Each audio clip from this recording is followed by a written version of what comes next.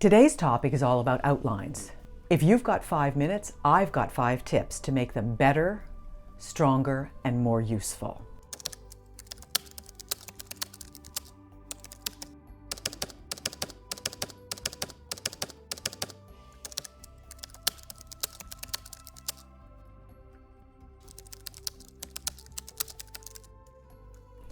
Now, I have to admit to you that I'm an inveterate outliner. I outline just about everything that I write before I write it because I think that it makes your writing better. But there's outlines and outlines. When I started my career as a writer back in the 1980s, I was a health and medical writer. There was no such thing as winging it or pantsing it, as the current expression is, if you wanted to get it right and to write in that kind of a field.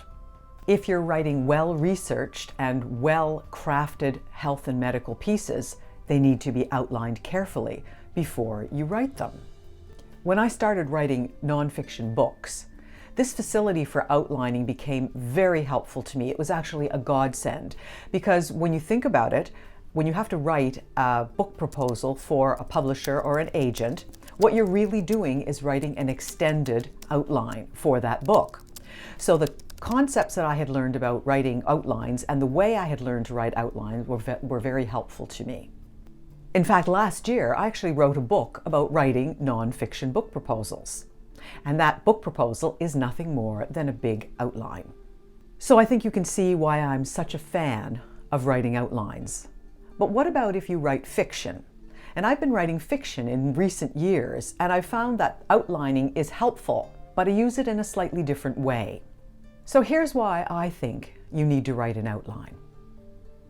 An outline gives you the best place to fall back when you're faced with what you might think of as the dreaded writer's block.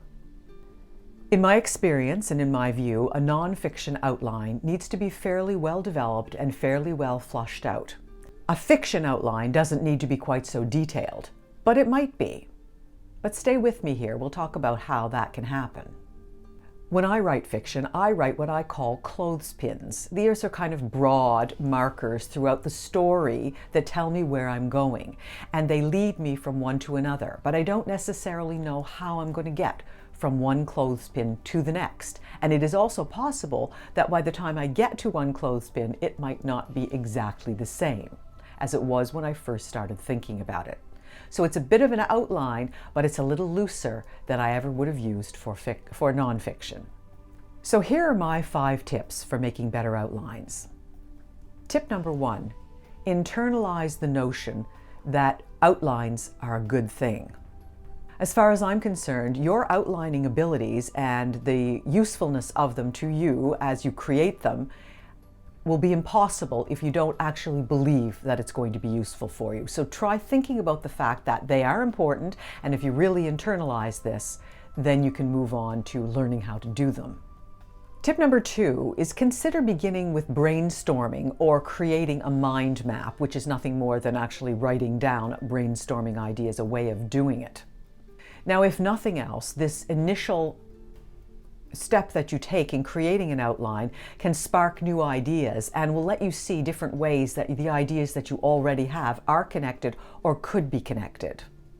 Tip number 3, then consider how you are going to organize the story.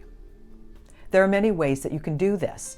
You can organize a story based on a chronology. You could organize a story based on specific points of view, differing points of view from different characters, and this could be in fiction or nonfiction. You could use a problem, cause, solution approach to organizing it. There are many ways that you can do this, but you have to think about this as you're going to begin your outline. Tip number 4, take your mind map ideas and superimpose them on your empty organizational outline. How you're going to organize it. Take those ideas and put them on to the outline. Now, as this process unfolds, as you actually embark on this process, more and more ideas will present themselves.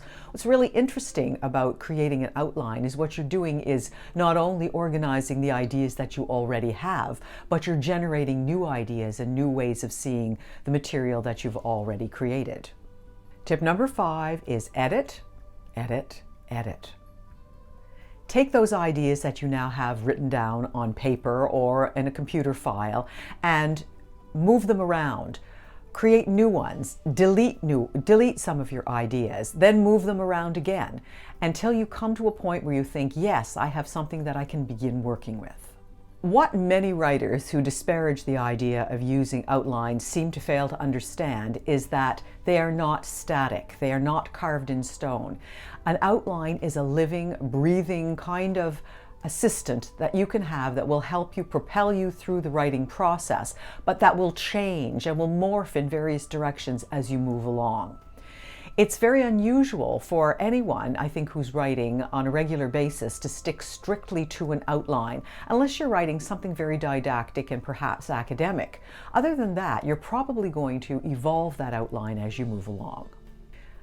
And of course, here's my bonus tip. Don't overdo it. Too much outlining is just as bad as no outlining at all. Of course, not all writers agree with this, and that's okay. But as far as I'm concerned, if you're interested in improving your writing, try improving your outlining skills first. Talk to you later. Subscribe to Write, Fix, Repeat, and maybe I can help you improve your writing knowledge and skills. 5 tips at a time.